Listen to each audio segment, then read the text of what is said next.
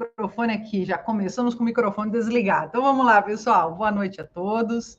Sejam todos muito bem-vindos, todas muito bem-vindas aqui no nosso encontro de hoje, nessa nossa live, onde a gente vai conversar um pouquinho sobre segregação de funções, tentando fazer uma abordagem um pouco diferente daquela que vocês estão acostumados a ver. Primeiro, porque o nosso foco vai ser Câmara Municipal, né? A gente tem visto muitas vezes a segregação de funções pensada para o Poder Executivo. A ideia aqui hoje é a gente falar da segregação para câmaras municipais. E também, o segundo diferencial dessa conversa de hoje é que a gente quer falar da regulamentação que envolve a segregação de funções. Porque todo mundo já sabe o que é a segregação, todo mundo já sabe o conceito de segregação, que ela é importante, que ela é obrigatória, que a lei determina a segregação de funções. Só que a pergunta que muitas vezes os colegas procuradores me fazem, ou até os próprios agentes de contratação, gestores, presidentes de Câmara fazem mas como eu faço uma boa regulamentação para atender o princípio da segregação de funções, certo? Então, é essa a nossa ideia aqui hoje. Então, eu quero agradecer todo mundo que está acompanhando aí a gente nesse encontro de hoje, agradecer a presença de muitos colegas que estão nos acompanhando no Facebook, também no Instagram, pessoal do YouTube. Então, agradecer aí vocês que vão passar essa próxima hora comigo aqui para a gente conversar um pouquinho. Como é que nós vamos dividir essa nossa conversa aqui hoje? Em 4 momentos, tá? Para vocês se organizarem. Primeiro, eu vou fazer um brevíssimo resumo sobre a segregação de funções e sobre essa obrigatoriedade de regulamentar as funções essenciais. Na sequência, eu vou falar dos 4 pontos importantes para que a gente construa uma boa regulamentação. E aí vem a terceira parte da aula, que ela vai estar conectada com a segunda, onde eu vou dar uma dica de ouro que eu vou trazer aqui, exclusiva para regulamentação para a Câmara Municipal. Se você colocar essa dica que eu vou te dar na sua regulamentação de segregação de função, dentro do ambiente de Câmara Municipal, você resolve muitos problemas. No Executivo, isso talvez não faça tanta diferença, mas para quem é de Câmara Municipal, essa dica que eu vou dar na terceira parte da aula faz toda a diferença na hora de regulamentar a segregação de funções. E, por último, a gente vai responder as perguntas que vocês enviarem por todos os canais, Instagram, Facebook, YouTube. No final da aula, eu vou fazer uma passada por todas essas perguntas que vocês vão fazendo ao longo da minha explanação aqui e tento responder aquelas que eventualmente eu ainda não tenha respondido, eu não tenha falado. Beleza? Então, antes da gente entrar na primeira parte da aula aqui, agradecer o Gentil, que está sempre com a gente, lá da Câmara Municipal de Brasília de Minas, a Tatiana Silva, obrigada, Tatiana, por estar aí conosco hoje, a Kátia Rodrigues, lá de Minas, o Lucas também está com a gente aí, da equipe dando uma força, Silas e o Alexandre, pessoal que já me deu boa noite aqui, já me deu um oizinho, então boa noite para vocês e obrigada aí por estarem comigo. Então vamos lá, vamos começar fazendo um breve resumo, bem breve mesmo, bem rápido, só para a gente nivelar o conhecimento. Quem já sabe o que é segregação vai relembrar, quem não sabe ainda, quem está ouvindo isso pela primeira vez, vai entender um pouquinho melhor. Então, primeira coisa importante, gente, princípio de segregação de função não surgiu na 14.133, tá? Não surgiu. A 14.133, a nova lei de licitações, ela consolida esse princípio.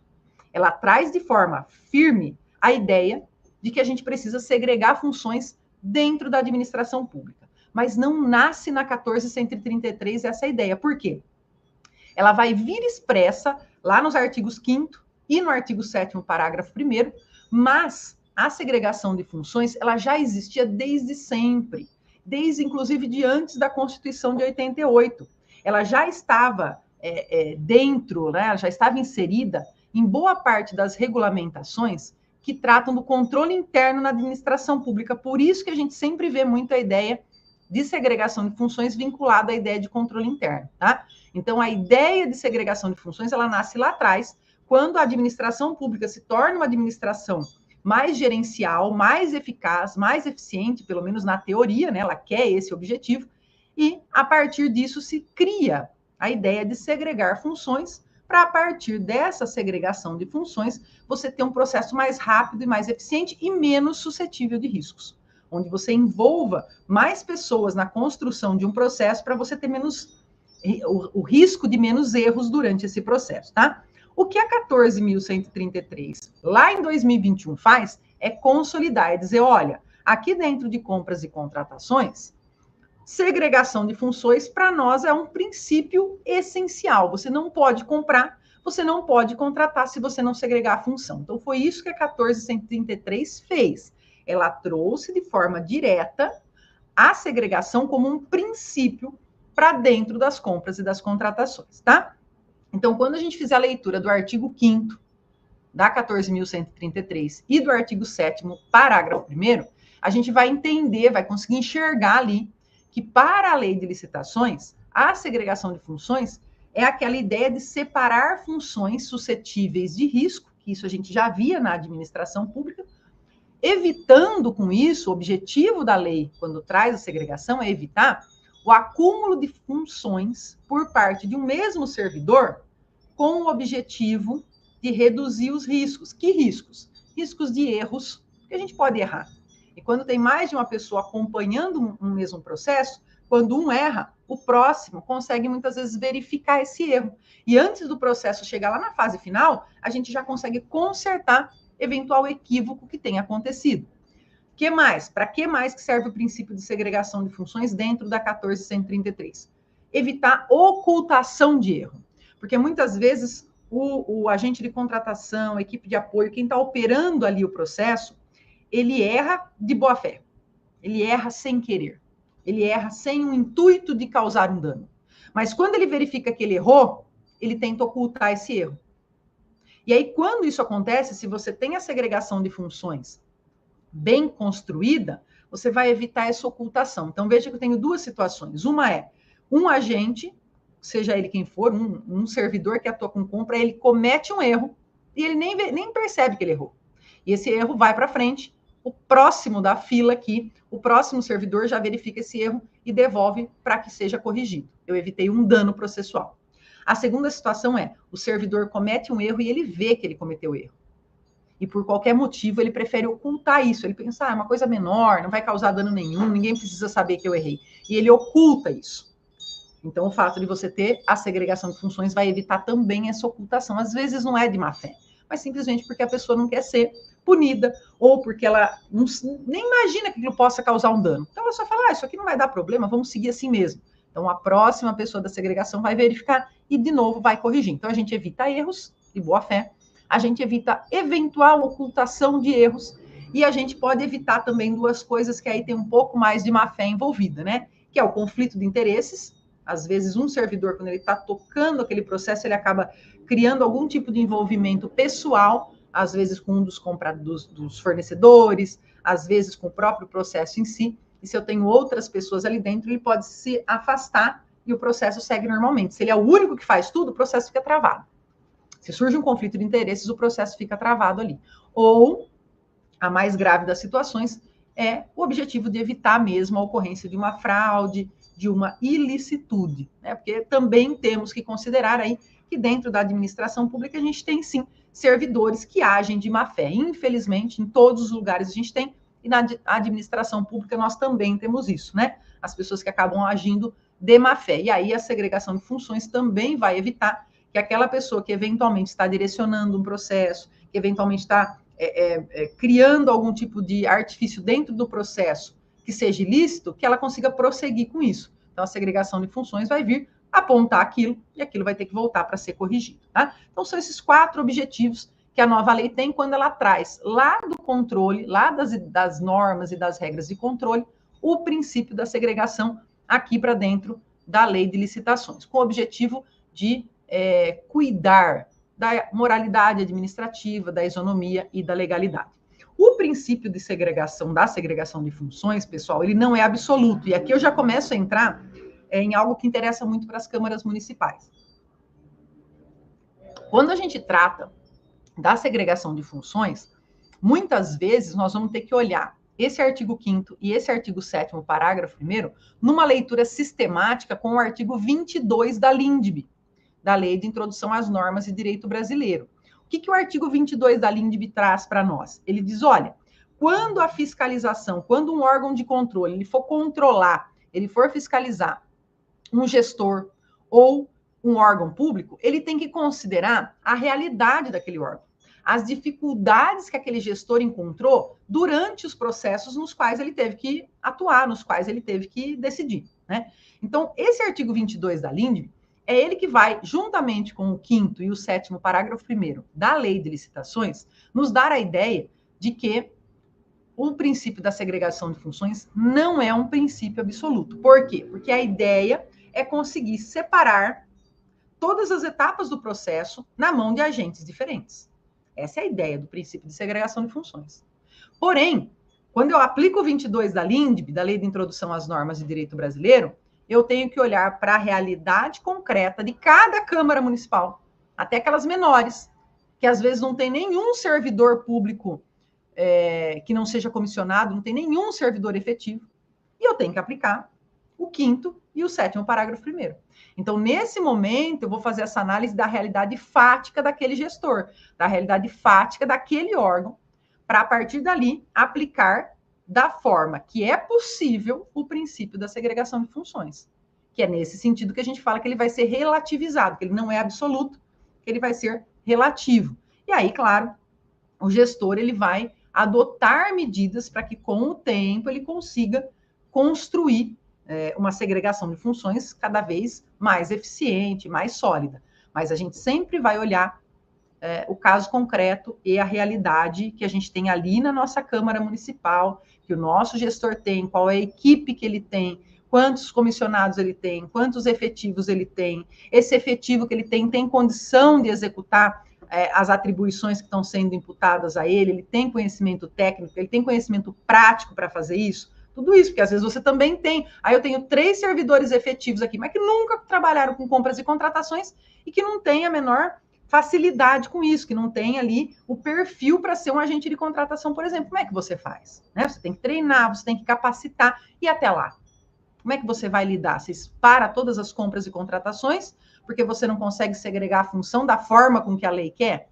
Então, você faz uma adaptação, aplica de forma relativa ao princípio e vai construindo uma solidez para que esse princípio se torne mais observável à medida que você vai ajustando ali o seu quadro de pessoal, treinando aquelas pessoas, eventualmente até concursando novas pessoas, aí depende da realidade de cada um. Por isso que eu sempre que falo de segregação de função, vocês vão me ouvir falar muito essa palavra, dependendo do caso concreto, dependendo da realidade. Às vezes até os colegas procuradores ou agentes de contratação me procuram e falam: Daiane, você não me dá uma dica de como que eu faço segregação de função? Eu falo: você me contar toda a história da sua Câmara para eu te dar uma dica, né? Você precisa me dizer quantos são, quantos não são, quem que é o quê, quem faz o quê, quem já tem função gratificada, quem não tem. A gente precisa entender sua realidade, né? Tanto que a regulamentação que trata das atribuições de função dos agentes de contratação e equipe de apoio ali dentro, né, vai exteriorizar para a sua realidade o princípio da segregação de funções, na minha opinião, é a regulamentação mais difícil de ser feita. Mais difícil de ser feita. Por quê? Porque é aquela que não dá para você trabalhar com minuta padrão. Não dá para você trabalhar. Se alguém falar assim, ó, vou te dar uma minuta padrão de regulamentação, de função, de atribuição de agente de contratação e de segregação de função, fique esperto com isso. Porque essa minuta padrão ela vai ter que ser muito adaptada, a ponto dela praticamente não ser mais a minuta padrão, né? Então, a regulamentação desse tipo de função, ela precisa ser feita em caso a caso. Então, sempre que a gente lê o artigo 5º e o artigo 7º, o parágrafo 1º da 14.133, que trazem a ideia de segregação, lembrem de fazer também a leitura do artigo 22 da LINDB, Lei de Introdução às Normas de Direito Brasileiro. Antes de seguir aqui no nosso resumo, deixa eu cumprimentar quem foi chegando agora, que bastante gente chegou depois que nós começamos aqui.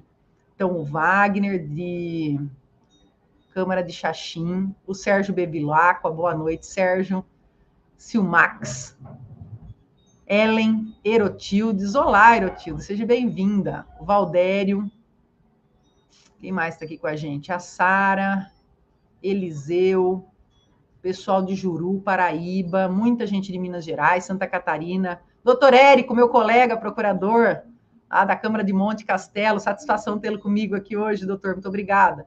Câmara de Remígio, muita gente aqui hoje. Paraíba, Rio Grande do Norte, Ceará. Muito bom, a gente vai... Vão pensando aí nas dúvidas, vão anotando aí, vão colocando aí onde vocês quiserem as questões de vocês, que no final eu vou fazer uma rodada aqui para a gente conversar um pouquinho sobre as dúvidas. Bom, então vamos voltar aqui para o resuminho que eu estava fazendo com vocês. Então, o princípio de segregação, ele não nasce com a 1433, ele não é um princípio absoluto, ele tem que ser lido em consonância com o 22 da LINDB e em pequenas unidades administrativas, no caso, câmaras municipais, principalmente, institutos de previdência, né? Onde a gente tem ali, via de regra, uma carência de pessoal para segregar a função, principalmente quando a gente pensa que, inclusive, nessa segregação eu tenho que incluir ainda o fiscal e o gestor de contrato, é muito razoável que a gente permita que essas atividades elas sejam exercidas por mais que um servidor ou por um único servidor responsável ao mesmo tempo. Obviamente que a gente não consegue fazer segregação de função se a gente tem um servidor só. Um só não dá, né? Mas se eu tiver 2 servidores e o meu contexto real, o meu contexto fático, o meu caso concreto me permita, eu consigo construir uma segregação de funções, ainda que provisória, com 2 pessoas.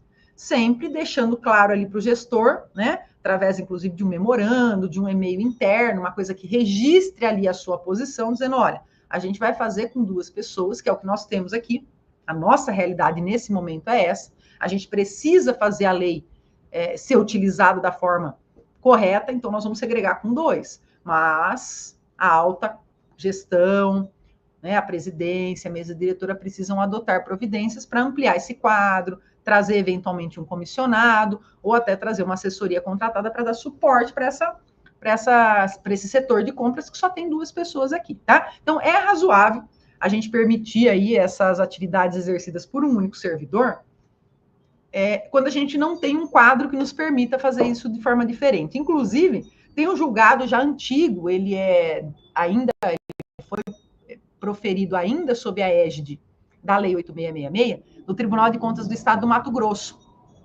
onde a discussão era uma Câmara, inclusive, que consultou o TCE do Mato Grosso, e eles questionavam se podiam colocar o fiscal de contrato e o gestor de contrato como sendo a mesma pessoa. Pelo princípio da segregação de funções, não. A regra é que você tem o fiscal e o gestor separados, né? Mas analisando a realidade fática daquela Câmara Municipal, o Tribunal de Contas disse, olha, no seu caso concreto, diante da sua realidade, né, pelo volume de contratos, enfim, analisando toda a sua sistemática, você pode fazer, né? Você pode designar o fiscal e o gestor como a mesma pessoa. Então, o próprio TCE, Mato Grosso, já permitiu isso lá na lei antiga, e a gente imagina, né, que ele vai trazer, e outros tribunais até vão aceitar também essa interpretação, também para 1433, mas sempre pensando isso, é provisório, né? Eu vou aos poucos aumentar esse quadro, eu vou buscar uma assessoria externa, eu vou trazer um comissionado, eu vou pensar numa forma de melhorar a minha segregação, ainda que num primeiro momento eu tenha utilizado aquilo que eu tenho, aquilo que me está à mão ali para poder resolver, tá? Que mais? Outra coisa importante sobre segregação de funções, antes da gente entrar na segunda parte aqui, que é quando nós vamos falar de como construir essa normativa.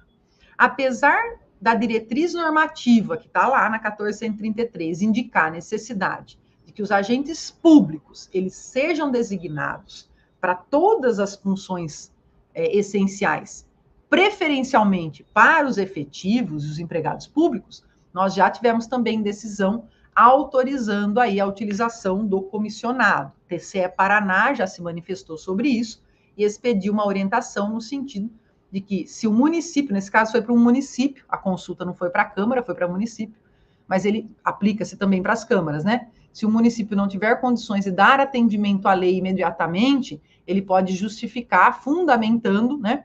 E pode indicar temporariamente servidores comissionados que tenham qualificação para atuar, por exemplo, como agente de contratação. Então, a gente pode trazer esse entendimento do TCE Paraná também para as câmaras e, num primeiro momento, designar como agentes de contratação servidores comissionados, desde que eles tenham conhecimento técnico, saibam operar com compras e contratações, mas de forma temporária. O que quer dizer isso? Designa-se o comissionado e adota-se providências para ter um efetivo ali, abre concurso público, ainda que isso demore 1 ano e meio, 2 anos.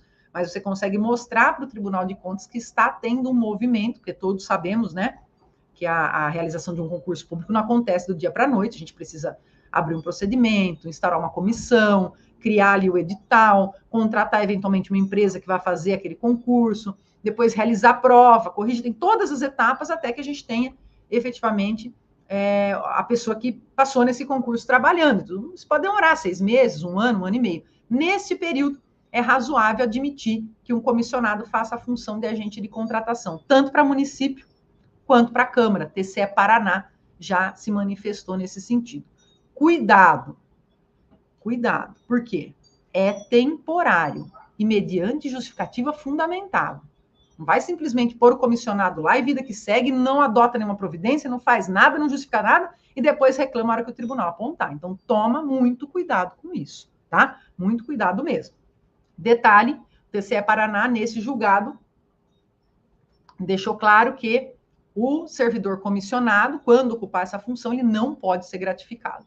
Não pode, o comissionado não pode ser gratificado. É permitido que ele seja o agente de contratação, mas não é permitida a gratificação dele, porque nas funções comissionadas já se entende que as atribuições estão inerentes. Muito bem, então, relembrar dos pontos principais do que é a segregação de função, do que pode, do que não pode, quando que a gente usa o comissionado, quando que usa o efetivo, se gratifica, se não gratifica. Vamos agora falar da regulamentação. Então, vamos lá. Eu quero regulamentar as funções essenciais, agente de contratação, equipe de apoio, comissão de contratação, no âmbito da minha Câmara Municipal. E eu quero fazer essa regulamentação, incluindo, obviamente, de uma forma correta, o princípio da segregação de funções. E eu não sei por onde começar. Que dicas eu daria para vocês, que dica eu dou para vocês aqui, para vocês começarem essa regulamentação. Então, primeira coisa, leia o artigo 8º. Leiam o artigo 8º, parágrafo 3º da 1433. Por quê? A partir da leitura dele, vocês vão entender aonde está a determinação legal, aonde que está na lei que você é obrigado a regulamentar a função. Tá? Porque muitas vezes a gente fica até nessa dúvida. Muitas pessoas já me questionam, eu preciso regulamentar? Olha, eu já regulamentei na minha Câmara a nova lei. Falar, que bom, já regulamentou? Regulamentei. Já regulamentei bem de luxo, já regulamentei como fazer a pesquisa de preço, já regulamentei como elaborar o ETP, o termo de referência, regulamentei tudo. Eu falo, já regulamentou as atribuições das funções? Não, isso ainda não. Mas era a primeira coisa que você tinha que ter regulamentado. Era a primeira. Por quê? Eu já sei agora, de acordo com a regulamentação, como fazer pesquisa de preço, já sei como elaborar TR, já sei como elaborar ETP, mas a gente não falou quem que vai fazer cada uma dessas coisas. Então, primeira coisa é a gente regulamentar as funções e atender o princípio da segregação. Porque a partir do momento que você faz essa regulamentação e atende esse princípio, agora cada um sabe o que fazer. Cada um que for atribuído a função, ele vai na sua regulamentação e ele sabe o que ele precisa fazer, o que está ou não nas atribuições dele. Você vai evitar com isso problemas, como a gente vê, de às vezes o agente de contratação fala, não, isso daí eu não tenho que fazer. Você fala, tem? Ele fala, não tem, onde está escrito que eu tenho que fazer isso? Princípio da legalidade estrita, né? Administração pública, eu só posso ser obrigado a fazer se estiver escrito na lei. Princípio da administração pública da legalidade estrita é diferente da legalidade do particular. Para a administração, eu só sou obrigado a fazer se estiver na lei. Onde é que está escrito que eu tenho que fazer isso? Então, se você não regulamentou e não colocou na sua resolução ou na lei complementar a gratificação e as atribuições, você não vai poder dizer para ele que ele tem que fazer, né? Equipe de apoio. O que a equipe de apoio tem que fazer? Se você não escreveu, ela não sabe. Se você não colocar na regulamentação, ela não sabe se ela tem que fazer aquilo ou não, quem vai fazer ali dentro o quê, né? Então, primeira coisa, leia o artigo 8º, parágrafo 3º, e lá vai estar escrito, né, que a licitação ela vai ser conduzida pelo agente de contratação, que essa pessoa, esse agente de contratação, ele é designado pela autoridade competente, preferencialmente lá entre os servidores efetivos. A lei não fala preferencialmente, ela fala entre servidores efetivos, ela deixa claro, só que a gente já tem entendimentos jurisprudenciais de que eu posso utilizar o servidor comissionado também, e que as regras relativas para a atuação desse agente de contratação, da equipe de apoio e da comissão de contratação, bem como a atuação do fiscal e do gestor, elas vão estar regulamentadas em um regulamento próprio, né?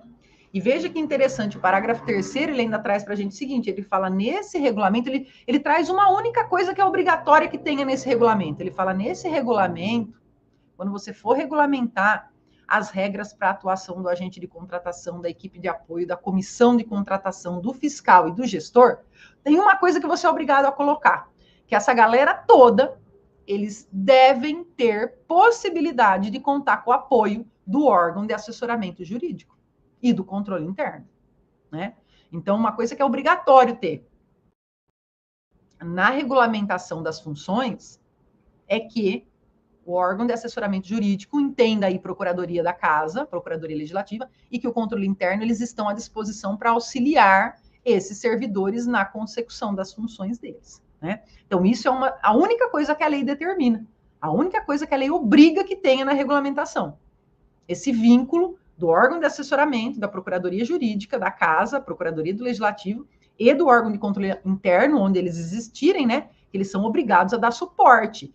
E por que eu estou frisando isso? Porque a gente tem muito colega procurador que fala, eu não preciso trabalhar com licitação, não preciso, eu espero o parecer chegar aqui, eu emito o parecer, eu devolvo. Não é o que a lei está dizendo. Não é o que a lei está dizendo, né?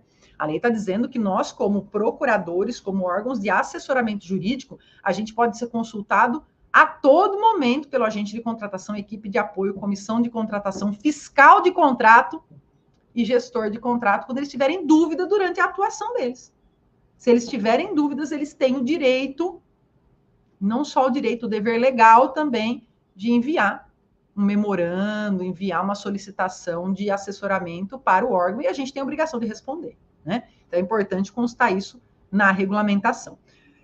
E qual que é a primeira coisa, então, que eu preciso colocar na minha regulamentação? Já fui lá, Daiane, já li o artigo 8º, já li o parágrafo 3º, já entendi que eu preciso colocar na minha regulamentação que o órgão de assessoramento jurídico ele vai me dar suporte, que o controle interno vai me dar suporte. O que mais que eu faço? Segunda coisa que você pode fazer, leia o decreto 11.246 de 2022 do governo federal. Vou repetir para vocês, decreto 11.246 de 2022 do governo federal. Esse decreto é o decreto do governo federal que regulamentou, lá em 2022, um ano mais ou menos depois da entrada em vigor da nova lei, como é que o governo federal ia dividir as funções dentro ali dos seus servidores e como é que eles iam trabalhar com a segregação de funções. Obviamente, se você pegar, copiar e colar essa regulamentação, ela não vai servir para você, principalmente na parte que trata da fiscalização e gestão de contratos. Só para vocês terem uma ideia, esse decreto, quando ele trata do fiscal de contratos, ele coloca 4 fiscais. Para cada compra, ele tem 4 fiscais. Fiscal setorial, fiscal administrativo, fiscal técnico, ele separa por nome. Por quê? Porque ele tem um corpo técnico que comporta isso. Não é o nosso caso. Então, quando eu dou como segunda dica para vocês, leiam o decreto 11.246 de 22, não é para você copiar e colar. Eu falei leia, não falei copia e cola, né? É para você partir de algum lugar, porque ali o que ele tem de legal? Ele mostra como é que foi feita a designação do agente de contratação, da equipe de apoio, e ele traz os critérios para essa designação que dá para a gente usar. Então, os critérios de designação do decreto são bacanas para a gente usar como critérios para a nossa designação interna. Ele também descreve as funções, função do agente de contratação, função da equipe de apoio, função da comissão de contratação. Ele traz ali bem claro essas funções. Então, isso também é muito bacana quando a gente vai construir, a gente partir de algum lugar onde a gente possa saber qual é uma função de um agente de contratação. Deixa eu olhar o decreto do governo federal para eu ter essa noção, essa ideia de o que eles colocaram lá, né? Então, essa é uma segunda dica que eu dou para vocês aí. Olhem lá, porque ele pode dar um norte para vocês. Então, leia o artigo 8º, parágrafo 3º, que ali tem a primeira regra que você tem que observar na sua regulamentação. Colocar que o órgão de assessoramento jurídico e controle interno vão dar suporte para as funções. Segunda coisa, verifique o decreto 11.246 de 2022 do governo federal. Use como parâmetro. A grande maioria dos lugares eu vi pegar esse decreto, copiar e colar. Só espero que esteja executando. Porque quando chegar o órgão de fiscalização e vier olhar o seu processo, ele vai fazer uma triangulação. Ele vai olhar o que você escreveu no seu processo, vai olhar o que seu agente de contratação está fazendo na prática e vai comparar com a sua normativa. E a sua normativa, de muito lugar, está copia e cola o decreto 11.246, né? Aí a pessoa não vai conseguir justificar. Ele vai falar, ai, que muito bom, você usou esse decreto aqui, né? Ah, então cadê os 4 fiscais desse contrato aqui? Aí você não tem nenhum. Você não tem nenhum fiscal para o contrato, quanto mais 4.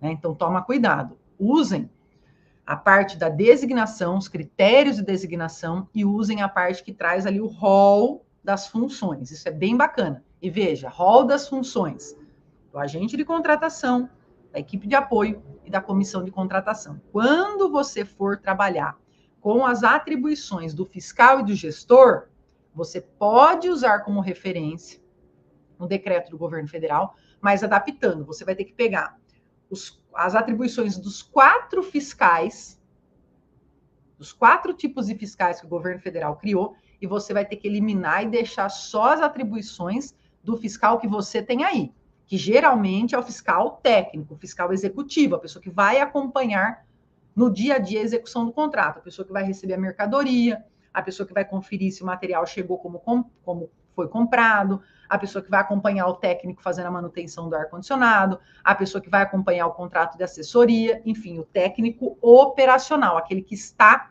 no dia a dia junto com a contratação. Você, muito provavelmente, não vai ter um fiscal administrativo, um fiscal setorial. Então, cuidado para você não pegar todas as atribuições dos 4 fiscais também e colocar tudo para o coitado do seu fiscal fazer, porque ele não dá conta de fazer. E aí você designa o fiscal e fala para ele, agora você tem que cumprir essas atribuições, aí você mata o fiscal, ele vai embora, pede exoneração, se afasta e fica lá, né, trancado no hospício, que ele não dá conta de fazer. Então, toma muito cuidado na hora de criar as funções, na hora de você trazer para a sua normativa as funções do fiscal. Essa é a terceira dica que eu dou para vocês para uma boa regulamentação. Você pode usar as atribuições que estão descritas para o agente de contratação, equipe de apoio e comissão de contratação. Ao fazer a descrição das atribuições do fiscal de contrato, elimine aquilo que a sua Câmara ainda não tem condição de executar. Traga somente as funções que são descritas como funções do fiscal operacional, que é isso que hoje, quando a Câmara tem, ela consegue executar. A maioria das câmaras não tem condição de ter nenhum fiscal. Fiscal para nada, nenhum dos 4. Quando ela consegue ter, ela vai conseguir ter o fiscal operacional, como eu falei para vocês. Aquele que vai acompanhar ali a execução, o recebimento, aquele que consegue fazer o trabalho mais na prática mesmo ali, de estar próximo do fornecedor. Então, toma muito cuidado durante esse processo de elaboração das funções do fiscal, certo? Que mais? Agora eu vou trazer uma quarta dica dentro aí da sua construção normativa, e essa é a dica de ouro. Então, já trago a quarta dica para uma boa regulamentação das funções e para a segregação de função, e trago, como eu prometi para vocês lá no começo da aula, a dica de ouro, na minha opinião, uma das dicas que salvam aí a gente de muito problema, principalmente para a Câmara. É uma dica que para a Câmara faz toda a diferença. Qual é essa dica de ouro? Leiam, anota aí para vocês lerem depois, o artigo 4º, parágrafo único. O artigo 4º, parágrafo único, dessa regulamentação do governo federal, deste decreto do governo federal que eu mencionei para vocês. Ele traz uma regrinha lá, veja, o governo federal usa essa regra. Então, se alguém falar assim, a Câmara não pode, você fala, o governo federal usa, por que eu não posso? Se o governo federal, que tem 4 fiscais para cada contratação, se o governo federal, que tem a AGU, a Advocacia Geral da União, para dar parecer, para acompanhar, se o governo federal, que tem toda a estrutura que ele tem para fazer compras, fazer a fase preparatória, fazer a fase de seleção e fazer a fase de execução contratual, ele pode ter essa regra, por que nós, Câmara Municipais, pequenos, com poucos servidores efetivos, às vezes nenhum, com poucos servidores comissionados, com estruturas pequenas, com falta de pessoal capacitado, com falta de tempo para sair para uma capacitação, porque você tem que estar lá dentro, fazendo compra, atendendo telefone, fazendo 1000 coisas e ainda tem que se capacitar, por que nós não vamos poder? O que o artigo 4º, parágrafo único do decreto do governo federal traz? Ele diz o seguinte, gente. A equipe de apoio, ela poderá ser composta por terceiros contratados. A equipe de apoio poderá ser composta por terceiros contratados. Observado o disposto no artigo 13. Aí, o que tem lá no artigo 13? O artigo 13, ele fala assim, ó, o agente público designado para atuar nas compras e contratações, né? E o terceiro que auxilie a condução da contratação. Então, pera aqui, ó, primeiro lugar que eu quero parar. Quem que conduz a contratação? A gente já cansou de saber. Escreve aí para mim no chat, quem está aí comigo. Quem conduz as contratações? Quem tem, dentro lá das funções, a função de conduzir a contratação? Quem conduz as contratações? Vamos lá. Quem conduz? Coloca aí para mim. Quem tem a função de conduzir as contratações? Essa você já sabe. Quando vocês vão colocando aí, ó, vou seguir aqui, depois eu volto aqui. O agente público designado para atuar na área de licitação e contratos e o terceiro que auxilie a condução da contratação. Então, existe uma pessoa aí dentro da Câmara que ela é designada para conduzir a contratação. Essa pessoa, essa função, que é a função de conduzir a contratação, ela já pode ser assessorada, apoiada por um terceiro que auxilia ela na condução da contratação. Nós estamos falando do agente de contratação, certo? Então, muito bom, Kátia, obrigada.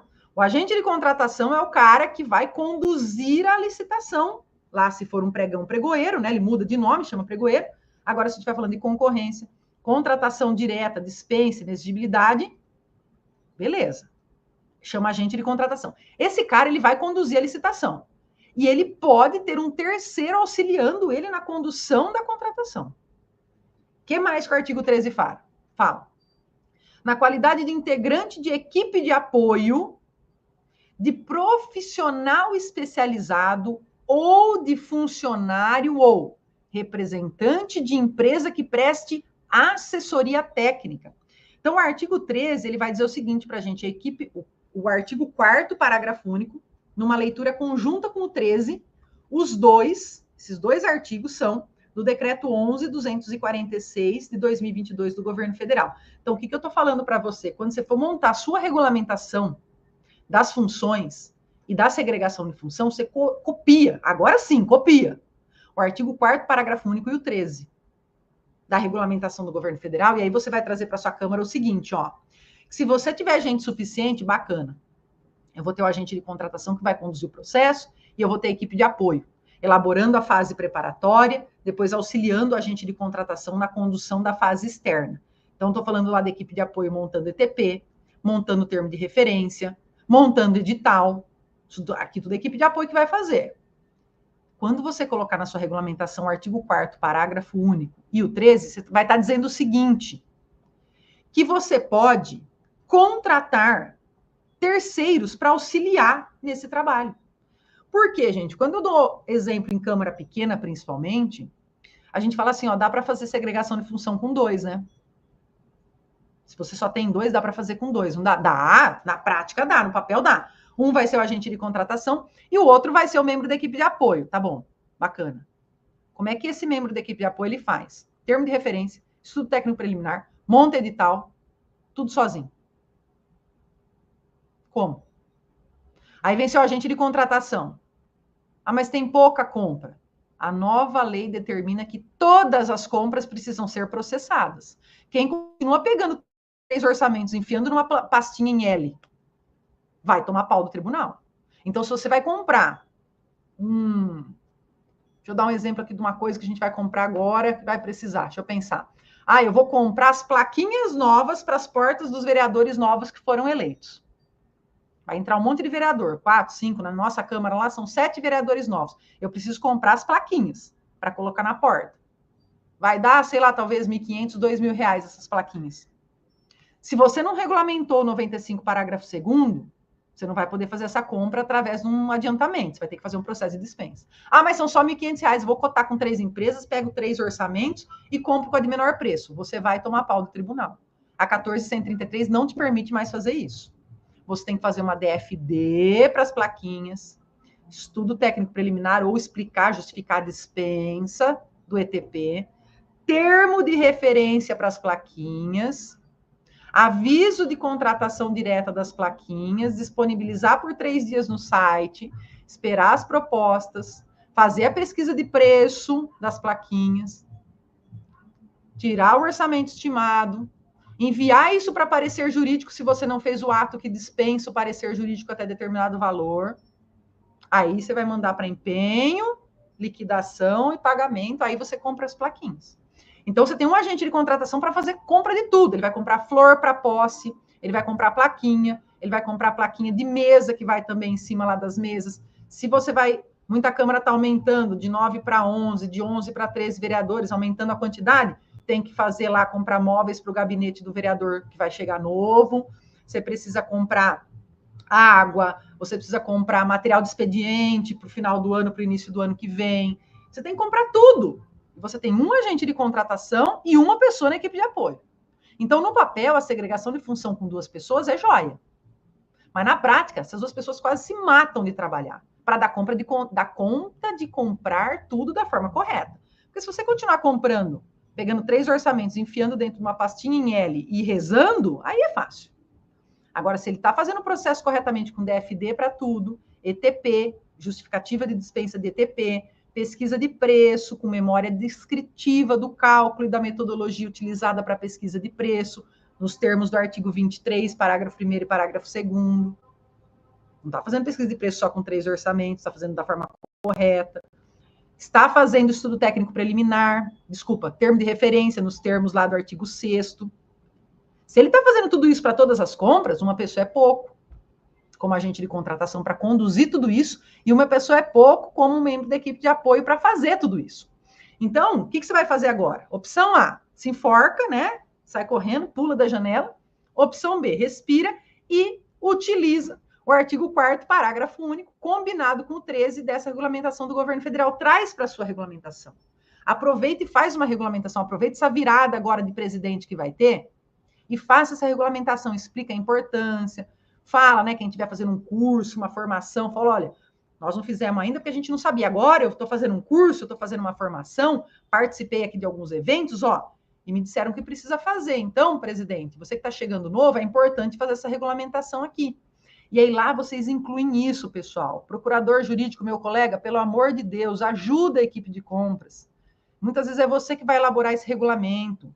É em você que o presidente vai confiar para elaborar esse regulamento. Então, traz para o regulamento da segregação de funções esta regra de ouro, a possibilidade de, enquanto a sua Câmara não tem pessoal, efetivo ou comissionado que seja, de no mínimo 3 ali para dar conta, ou ainda que tenha no mínimo 3, a demanda é muito grande, crie essa possibilidade, não é obrigatoriedade, gente, é uma possibilidade.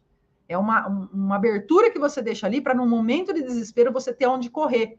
E aí você pode solicitar a contratação de um profissional, pode ser uma pessoa física, um profissional técnico, que vai auxiliar, por exemplo, vou contratar um engenheiro para auxiliar a minha equipe de apoio, a minha equipe, né, o coitado sozinho lá, que vai ter que montar ETP e termo de referência da reforma que a gente vai fazer na Câmara. Eu posso contratar um engenheiro para apoiar ele, para estar junto com ele. Esse engenheiro vai dar os documentos prontos para ele, vai montar para ele só faz a revisão com base na lei, porque a lei ele vai saber, mas ele não sabe conceitos técnicos de engenharia, não é?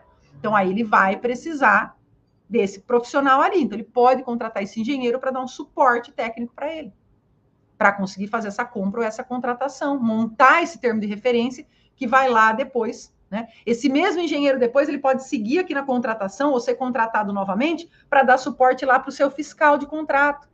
Ele ajudou a montar todos os documentos, ele sabe o que está no termo de referência, ele sabe o que precisa ser executado. A hora que o fiscal estiver monitorando essa execução, esse cara pode vir aqui, como um terceiro contratado para ajudar o seu fiscal, que não entende nada de obra, a fiscalizar a obra que foi contratada, a fiscalizar a reforma. Então, se você colocar isso na sua regulamentação, você abre uma possibilidade de trazer profissionais técnicos para dar suporte para a sua equipe de apoio. Até uma assessoria jurídica. Ah, mas já tem jurídico na minha Câmara. Não dá para a gente ser especialista em tudo. Eu mesma agora estou contratando 2 assessorias jurídicas na Câmara que eu trabalho, porque eu entendo bastante de lei de licitação, mas não entendo nada de lei geral de proteção de dados, entendo muito pouco, superficialmente. e nós precisamos implementar a Lei Geral de Proteção de Dados. Então, por que eu não vou me socorrer de um colega advogado que trabalha no escritório e que tem uma expertise profunda em implementação de Lei Geral de Proteção de Dados dentro de Câmara Municipal? Por que eu não trago esse profissional para ajudar lá a minha equipe de apoio a montar o nosso termo de referência? Ou o meu agente de contratação a dar suporte para essa compra? Ou para vir até auxiliar a própria Procuradoria na implementação de uma proteção de dados decente, minimamente legal, regulamentada para a minha Câmara Municipal? Então, a gente, enquanto procurador, principalmente em Câmara Municipal, é um procurador. Quando tem dois, é muito. Não dá para a gente se especializar em tudo. Então, muitas vezes, a gente vai também precisar de um suporte técnico de um outro escritório, né? De um escritório ou de alguém que tem uma expertise. Nós já tivemos a experiência lá na nossa Câmara, nós fizemos uma vez a contratação de um professor universitário de uma universidade pública, né? Para dar suporte para a nossa comissão de finanças, para auxiliar na análise da execução orçamentária. Então, a gente pode se socorrer de terceiros que tenham expertise, conhecimento e que vão agregar valor às nossas contratações, conhecimento técnico e segurança, que é o que a gente mais quer quando a gente faz compra e contratação. Tranquilidade e segurança de saber que eu estou fazendo uma boa contratação, uma contratação dentro das regras legais, né? Que eu não estou violando nenhum princípio e que eu estou usando toda a boa técnica que existe. E como é que eu faço isso se eu tenho um monte de compra e contratação para fazer e eu sou sozinho? Traga um suporte de um profissional especializado naquela área de expertise que você quer. E como é que você pode fazer isso? Quando você fizer a sua regulamentação de segregação de funções, lá nas atribuições, finalzinho lá da agente de contratação, finalzinho lá das atribuições da equipe de apoio, lá no finalzinho das atribuições da comissão de contratação, fiscal e de gestor, você vai colocar duas coisas. Eles têm dever e direito de ser assessorados pelo órgão de assessoramento jurídico da casa e pelo controle interno, que isso o próprio artigo 8º, parágrafo 3º, nos obriga a colocar, e artigo 4º, parágrafo único, combinado com 13 do Decreto Federal, que em casos especiais eles também podem ser assessorados por terceiros ou por empresas especializadas, que vão trazer essa expertise para dentro das contratações. Perfeito, pessoal?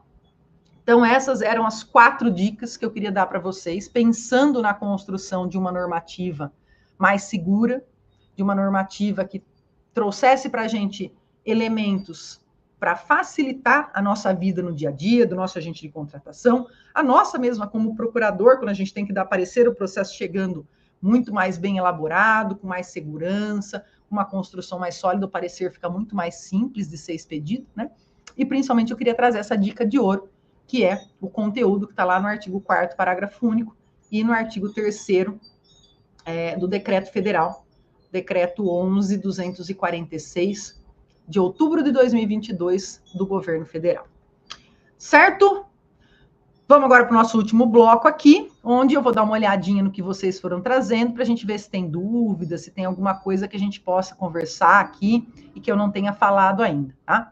Então, vou começar lá das que eu estou recebendo aqui pelo YouTube primeiro. Agradecer o pessoal que foi chegando depois, a Luísa, do Ceará, a Poliana.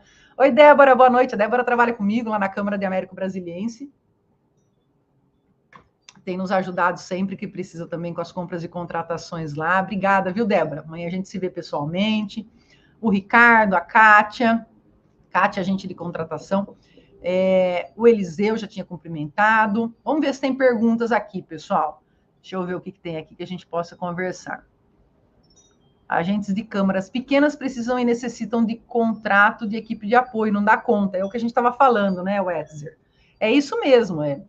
Para mim é uma dica de ouro porque a minha câmara é muito pequena, né? E a maioria das câmaras com quem a gente tem contato são câmaras pequenas, e pequenas no sentido de não de demanda. Tem muita demanda, não é pequena de demanda, né? Não é pequena de orçamento.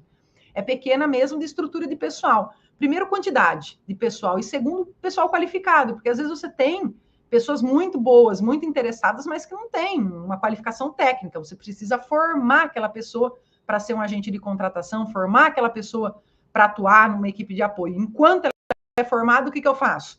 Coloco uma equipe técnica para ajudar ela, contrato um escritório, contrato um arquiteto, um engenheiro, o profissional que for necessário ali para você poder fazer uma contratação mais segura, principalmente na fase preparatória, né, pessoal? Principalmente quando eu estou elaborando os documentos que vão basear toda a minha contratação. Essa fase é a mais importante da gente ter uma assessoria ali de um profissional especializado naquele objeto que a gente está contratando ali. A Ângela falou, os municípios com até 20 mil ficarão isentos dessa obrigatoriedade por até 6 anos, já está contando. Até 31 de março de 2027, né? Aí, Ângela, o que eu costumo falar? Quando fala que os municípios até 20 mil eles estão desobrigados, a gente fala assim, então eles não precisam fazer nada até 31 de março de 2027. Eu quero ver o que eles vão fazer no dia 1º de abril de 27. Porque ninguém mais vai estar falando disso, sabe? Aí todo mundo que já tinha que se preparar, se preparou. Os municípios com mais de 20 mil, tá todo mundo já com segregação. Aí já tem uma outra lei, provavelmente a 1433 já sofreu até mudanças, já está todo mundo falando das mudanças. E aí esse pessoal vai estar onde nós estamos agora. Onde, aliás, a gente estava um ano atrás, quando ia mudar, né, no 1º de janeiro. Então, tem muito município de até 20 mil que já tem nos procurado para assessoria, já tem nos procurado para treinamento, ou nós ou outros colegas, mas assim, a gente tem visto muitos municípios de até 20 mil já se preparando para isso, exatamente porque tem essa consciência de que não é obrigatório, mas também não é proibido. Né? Não é obrigatório ele fazer, mas a hora que se tornar obrigatório, será que ele vai ter todo esse suporte? Será que vão estar acontecendo lives? Será que as pessoas vão estar discutindo sobre isso? Será que esse tema vai estar ali? Né? Ele vai conseguir encontrar? Ele vai ter que correr em quem já fez e falar, como é que você fez? A pessoa fala, aqui a gente já está acostumado, e ele começando do zero. Né? Então, a minha dica sempre para municípios de até 20 mil, se você tem essa possibilidade, não deixa passar. Aproveita agora que está todo mundo fazendo esse movimento e vai junto. Pelo menos quando chegar ali 1º de abril de 2027, você está tranquilo, você já está fazendo. Foi o que aconteceu na minha Câmara. Ela não é uma Câmara que tem menos de 20 mil habitantes. Mas o que nós fizemos? Quando ainda não era obrigatório a utilização da 1433, muita gente continuou usando a 8666. Nós já começamos a utilizar. A gente usava as duas. Então, a gente usava de forma concomitante. Isso nos deu uma tranquilidade de quando chegou dia 1º de janeiro desse ano, que foi obrigatório, a gente só parou de usar a 8666. E seguimos fazendo o que a gente já fazia desde 2022. Então, isso dá uma tranquilidade para quando chegar no momento de transição, você só tira o pé de um lado e continua do outro. Então, fica essa dica aí para que mesmo quem não é obrigatório, né, faça. E, Ângela, abril de 2027 está aí, né? 2 anos praticamente, 2 anos e meio aí, a gente já está chegando. E quando a gente menos esperar, já passou. A Câmara pode utilizar a regulamentação da Prefeitura? Poder pode, eu não gosto. Por quê? De novo, é a mesma coisa de eu pegar a regulamentação do governo federal, trazer para cá e usar. Por que que eu não posso? Por que eu não devo? Posso, mas não devo? Porque a prefeitura ela tem setores. A prefeitura, por exemplo, se você tiver que fazer a fiscalização de uma obra, ela tem departamento de engenharia. Ela designa um engenheiro dela lá, servidor dela, para acompanhar aquela obra. Se a Câmara tiver que fazer uma obra, ou ela vai ter que pedir emprestado o engenheiro da prefeitura, que ele já tem uma montanha de coisa para fazer, às vezes não é uma vontade, ele só não dá conta de acompanhar a nossa obra, aí ele acaba fazendo mais ou menos, né? E aí fica nas costas do nosso fiscal de contrato. Ou a prefeitura vai negar, dizendo que não tem condição de ofertar esse engenheiro, e aí você vai ficar com o seu fiscal de contrato, que é o secretário legislativo, o secretário administrativo, o motorista, quem que vai fazer a fiscalização? Então, a gente tem que tomar um certo cuidado, porque mesmo quando a gente traz a regulamentação da prefeitura para a gente utilizar, ela às vezes não é adaptável à nossa realidade. Né? Então, ela vai designar lá algumas coisas que ela vai colocar algumas atribuições que para eles faz sentido, para nós não. Para nós não, para o nosso fiscal, para o nosso agente de contratação, para o nosso agente de equipe de apoio, talvez ele não consiga dar conta de realizar. Então, eu gosto muito de pega a regulamentação do seu município e adapta para você. Né? Põe lá para aprovar uma regulamentação, uma resolução própria da Câmara, onde você faça as adaptações e, principalmente, onde você traga essas dicas que eu trouxe, para você construir uma regulamentação que te sirva como uma luva. Né? Ficar usando o sapato dos outros, às vezes, machuca, não é? Então, a gente tem que tomar um certo cuidado, porque se a gente pegar o sapato emprestado de alguém, colocar no pé e depois se machucar, não vai poder reclamar do sapato. É a gente que colocou o pé onde não deveria ter colocado. Então, muito cuidado. Pode utilizar? Pode. Mas evita. Né? Se você pode construir uma regulamentação sua, evita e constrói. O que mais aqui? Já iniciamos desde o ano passado. Parabéns, Ângela. É isso mesmo. Boa. Não perde esse bonde que está passando agora, não, porque depois fica, né? A gente fica para trás. E o Gentil, por quanto tempo a CPL pode funcionar com os mesmos componentes? Gentil, não tem mais CPL, não tem mais comissão permanente de licitação. Agora você tem uma comissão de contratação e que ela vai substituir o agente de contratação em duas hipóteses, tá? CPL esquece, não existe mais. Você só vai usar CPL se você é prefeitura ou Câmara. A Câmara praticamente não fez isso, mas algumas prefeituras fizeram. Soltaram editais antes do dia 29 de dezembro de 2023, e esses editais te permitem, ainda neste ano aqui, fazer contratação pela 8666. Aí você vai manter sua CPL, sua Comissão Permanente de Licitação. Se você não soltou nenhum edital de pregão ou de concorrência, até 29 de dezembro do ano passado, de 23, você já não pode mais usar 8666 para nada, só para aditar contratos que foram feitos na lei anterior. Então, você tem que comprar tudo pela 1433. E na 1433, não tem CPL, não tem comissão permanente de licitação. Você tem a comissão de contratação e ela só serve para duas coisas. Quando você for fazer uma concorrência especial, uma obra de grande vulto, que Câmara dificilmente vai usar, ou quando você for usar procedimento auxiliar, sistema de registro de preço, manifestação de interesse público, o que mais tem? Credenciamento, esses são os procedimentos auxiliares, que estão lá no 78, salvo engano, 78, 79 lá da lei. Para você fazer os procedimentos auxiliares, aí você precisa de uma comissão de contratação. Tira o agente de contratação e põe essa comissão no lugar, tá? Então, se você não usa credenciamento, não usa SRP, não usa os procedimentos auxiliares, não está fazendo nenhuma contratação especial, né, nenhuma obra especial de grande vulto, ou compra de algum bem de grande vulto, algum bem especial, você não vai usar comissão de contratação. Designa ela, mas você deixa ela lá quietinha, ela praticamente não vai ser utilizada. CPL, não mais, tá bom? A Câmara pode usar a equipe de apoio e o agente de contratação do município? Aí, Álvaro, depois da pergunta da Ângela de usar regulamentação, para mim é a mais dolorida de ouvir. Sabe por quê? Se eles não dão conta de fazer as compras deles, pensa na fila do pão, onde é que a gente vai ficar? Pensa comigo. Uma compra, uma contratação numa Câmara, vamos pensar nas nossas plaquinhas, vamos voltar lá na plaquinha do vereador. Quando que vai chegar a plaquinha do nosso vereador? O vereador já está indo embora, acabou a legislatura, eles não compraram a placa ainda. A gente sabe como funciona a compra em prefeitura, né? Pensa só, tem uma demanda da saúde e a plaquinha do vereador. Passa na frente a saúde, não dá para deixar o povo morrendo lá no hospital e a gente comprando plaquinha para pôr na porta do vereador. Aí, bom, agora vai sair a nossa plaquinha. Educação. Começo do ano, tem que comprar uniforme escolar, tem que comprar material escolar para as crianças, deixa as plaquinhas de novo esperando. Nós vamos conseguir, eles vão chegar na nossa plaquinha se a saúde não tiver toda hora demanda e a educação não tiver toda hora demanda, lá para junho, julho do ano que vem. Sendo que se a gente tem uma equipe própria interna, com 2 pessoas e uma assessoria externa dando suporte, a gente faz as nossas compras e as nossas contratações que são de interesse da Câmara no momento mais oportuno para a Câmara. Essa é a primeira questão. Então, prática, uma questão muito prática. Agora eu vou te falar a questão jurídica. Agora eu estou falando como procuradora, como alguém que estudou direito. Eu entendo que isso fere a independência entre os poderes. A autonomia e a independência entre os poderes. Você utilizar uma equipe de apoio, equipe de compra do município. Por quê? Porque a gente sabe que a equipe de compra do município, ela vai atender aos interesses e necessidades do Poder Executivo. Portanto, do prefeito, né, representando ali o Executivo. E talvez os interesses e as necessidades do Poder Legislativo não sejam os mesmos, inclusive podem ser conflitantes. Podem ser conflitantes, a gente sabe disso, né? Quando está tudo bem politicamente, ok, mas quando não está, eu posso ter conflitos de interesse. E aí? E se eu tiver conflito de interesse? Que ordem vai chegar lá para a comissão de contratação em relação às nossas compras que estão aguardando?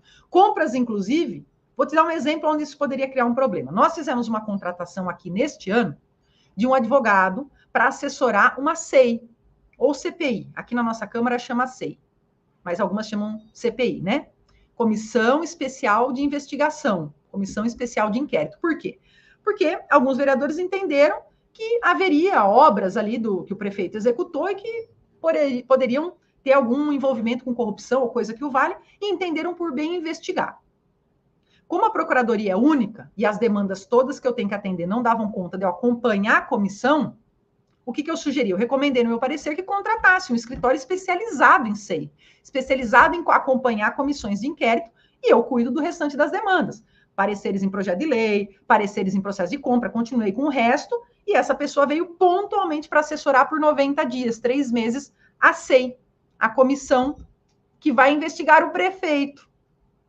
Vamos imaginar que essa contratação desse escritório, desse profissional que veio investigar o prefeito, tivesse que ter sido feita lá pela comissão da prefeitura. Teria saído em tempo hábil para essa comissão investigar com suporte técnico? Ou será que não poderia ter até algum tipo de viés político que atrasasse essa contratação?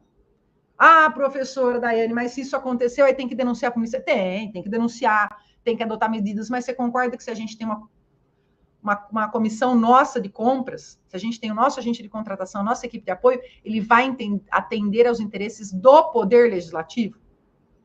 Então, a gente tem também que prezar muito pela autonomia e independência dos poderes. A Câmara não é um apenso do Executivo, ela é o fiscal do Executivo.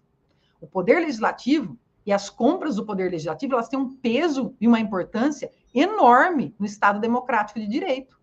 Porque é a partir dessas compras que você viabiliza o próprio trabalho do Legislativo. E o trabalho do Legislativo também é fiscalizar o Executivo. Então, eu acho temerário que eu deixe na mão do próprio Poder Executivo que ele me dê condições de executar os serviços que eu preciso para fiscalizar ele. Então, não gosto muito por isso, Álvaro, tá? Mas é possível, também é possível. Só espero que isso não gere problemas efetivos para que o Legislativo execute as suas funções constitucionais, as suas funções institucionais. Eu acho que tem que ter uma harmonia entre os poderes. Eles são harmônicos, mas não podem ser dependentes um do outro. E quando eu ponho minha equipe de compras dentro do Poder Executivo, eu estou tornando o Poder Legislativo dependente do Executivo para ele funcionar. E aí eu acho que feriu a independência entre os poderes. Tá? Então, uma posição minha aqui. O que mais, gente? Vou fazer a última aqui, que é a última pergunta que chegou agora, e aí a gente já vai encerrar também, porque já deu aqui 1 hora e 1 minuto de transmissão. E aí as perguntas que eu não consegui responder aqui hoje, pessoal, prometo que eu respondo para vocês aí, solto nas nossas redes sociais as respostas, tá? Vamos lá, professora, como é feito esse pagamento de gratificação para quem compõe a equipe de contratação? Essa gratificação e os valores são instituídos de que forma? Na Câmara RHEGA, não sei seu nome, se quiser colocar aí eu até falo. Na Câmara você vai criar a segregação de funções e as atribuições por meio de resolução. E a gratificação ela tem que ir em lei complementar. Toda vez que você tratar numa Câmara Municipal de pagamento, dinheiro, lei complementar, tá bom? Então, a resolução traz as atribuições e na lei complementar, Helga. Muito bom, Helga, agora sim. Então, Helga, as atribuições você traz numa resolução. E as gratificações, elas podem ser, em regra, em valores fixos. R$2.000, R$3.000, R$3.500. Alguns lugares fazem percentual sobre o base do servidor que vai atuar. Tribunais de contas não gostam muito, costumam até apontar isso, tá? Então, a gente costuma até sugerir para fazer em valor fixo, mas é possível também em percentual. Mas você faz pagamento, forma de gratificação na lei complementar e as atribuições numa resolução. Perfeito, pessoal? Só vou responder a da Patrícia aqui, que foi a última que entrou, e eu prometo que eu paro mesmo. Posso fazer as compras diretas ou licitações antes do ano acabar para o próximo ano? Pode, sim. Pode. A administração pública não para, Patrícia. Ela vai embora. O que você tem que tomar cuidado? Se você comprar esse ano e só for ser entregue no ano que vem, você vai ter que articular com a sua contabilidade, com a sua tesouraria, como é que você vai fazer esse pagamento. Porque a Câmara, no final do ano, ela tem que devolver o duodécimo, né, o saldo, e depois ela só vai receber duodécimo de novo, geralmente lá no dia 20 de janeiro. Então, ela fica quase 20 dias sem dinheiro ali, tá? Então, toma um certo cuidado com isso. Você pode fazer compras, por exemplo, de material de expediente em dezembro, desde que seja entregue em dezembro, você paga em dezembro e esse material vai ser utilizado em janeiro. Ou uma compra que você vai começar ela em dezembro, ela vai se estender durante o mês de janeiro e vai ser finalizada lá perto do dia 20 de janeiro. Aí você já tem condição de pagar também. Então, não tem problema nenhum. A administração continua sempre, né, nas suas atribuições, ali nas suas tarefas. Só cuidado com esse período aí do dia 20 de dezembro a 20 de janeiro por uma questão contábil operacional, da sua contabilidade e da sua tesouraria, que talvez não consiga fazer os pagamentos aí, se você mandar entregar coisas nesse período. Fora isso, você pode sim fazer essas compras. Gente, muito obrigada, gratidão imensa por vocês terem ficado comigo todo esse tempo aqui. Obrigada pelas perguntas, obrigada pela atenção de vocês. Nós seguimos as nossas redes sociais aí, acompanhem a gente nessa semana de esquenta aí, né? Logo em breve a gente tem a nossa semana de dispensa para câmaras municipais, então, ao longo dessa quinzena, várias lives bem interessantes aí comigo, professora Meirelle, professor Bruno, quinta-feira, a professora Zairiane, uma professora nova, que vai falar de obras e serviços. Então, muita coisa bacana para vocês, muita coisa bacana para a gente que trabalha com compras e contratações. Legal, pessoal? Muito obrigada, viu? Obrigada pela atenção de vocês, um bom descanso para vocês e nos vemos na quinta-feira. Até mais. Tchau, tchau.